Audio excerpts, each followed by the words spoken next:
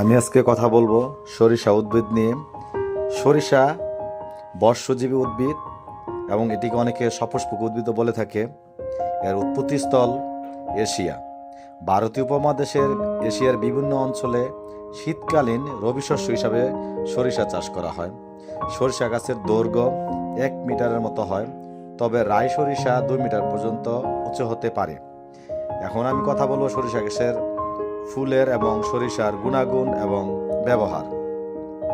দাঁতের মাড়ি ক্ষয় দূর করতে সরিষা মাজন হিসাবে ব্যবহার করলে ভালো ফল পাওয়া যাবে। দেহের ঝিনঝিনি দূর করতে সরিষার তেল কাজে লাগে। ফাইলেরিয়া বা গোদরোগ হলে খাঁটি সরিষার তেল খেলে উপকার পাওয়া যাবে। বিভিন্ন রান্নার কাজে সরিষার তেল ব্যবহার করা হয়।